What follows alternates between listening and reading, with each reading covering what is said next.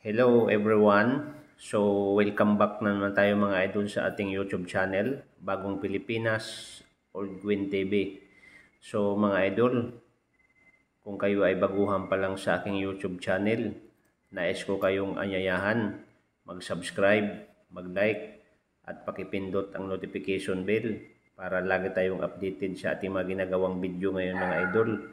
So mga idol, ang ating pag-uusapan ngayon tungkol sa 10 pesos mga idol na nakikita natin dito ngayon mga idol. Ito yung 10 pesos mga idol na new generation mga idol. Ang pizza po niya ay 2018 10 pesos coins Apolinario Mabini new generation mga idol. So yun na pag-uusapan natin ngayon mga idol kung itong barya na to ay may halaga na ba sa market. So updated ko kayo mga idol tungkol sa baryang ito, kung dapat ba natin itong itabi o hayaan na lang na ginagamit natin kasi umiikot pa ito sa circulation mga idol. So ngayon mga idol, ang barya na to, bago tayo mapunta kung may halaga ba itong barya na to, siyempre pag-uusapan muna natin kung saan siya inisyo. So mga idol, ang barya na ito ay inisyo siyempre sa Pilipinas. Ang period niya mga idol, Republic 1946 dated. So, ang year niya mga idol, 2017 hanggang 2020. So, ibig sabihin mga idol, ito yung barya na to ay ginagamit pa natin na hanggang ngayon. So, ang kanyang value mga idol, 10 peso. So, composition mga idol, nickel plated steel. Yan po yung composition po sa barya. At ang kanyang weight mga idol ay 8.00 grams at ang kanyang diameter mga idol ay 27 mm at ang kanyang thickness mga idol ay 20.5 mm mga idol. So ngayon mga idol, ang pag-uusapan natin kung itong barya na to ay mayroon bang halaga.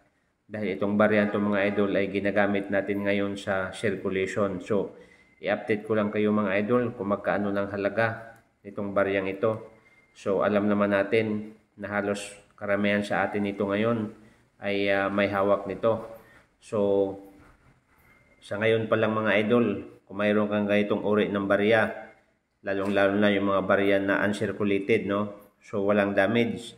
So ibig sabihin mga idol, mayroon na siyang value. So magkano ba mga idol ang value nito mga idol sa bilihan sa online? No, so ang nasisilip ko mga idol doon sa online mga idol, no, may bumibili ng $7 mga idol, merong bumibili ng $6, merong bumibili ng $5.95 mga idol. So ibig sabihin mga idol, may value na rin pala itong 10 pesos na new generation 2018 mga idol. Kaya nga, kung kayo ay baguhan pa lang sa aking YouTube channel, sana suportahan ninyo ang ating new generation na 10 pesos. At huwag kalimutan mga idol, ulitin ko, pa-subscribe sa ating YouTube channel. Suportahan natin ang ating mga old coins at saka mga new generation na mga coins mga idol, dahil tumataas na rin po pala ang value nito. So mga idol, kung may bibili na 7.20 mga idol, ibig sabihin ay nasa 375 mga idol ang pinakamagandang klase ang bilihan nito mga idol sa online. May nabibili mga idol ng 40 pesos, may 60 pesos, mayroon din mga idol is 150 pesos. So karamihan na bumibili sa ating mga barya mga idol ay yung mga collectors na sa ibang bansa. Kaya nga makikita mo mga idol sa online ay itong 10 peso ay binibili na nila dahil tumataas na po ang kanyang value. So maraming salamat mga idol. Sana nasiyahan kayo sa aking video tungkol sa new generation na 10 pesos na makikita ninyo na, ayan, makikita nyo mga idol ay 10 pesos.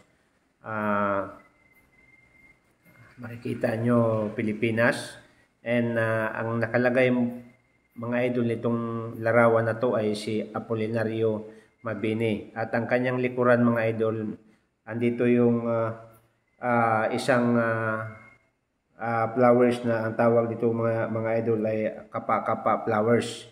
So yan po makikita natin yung sa likuran niya. So napakaganda ang ating barya mga idol. Kaya suportahan natin ang sarili nating new generation na 10 pesos mga idol. So maraming salamat.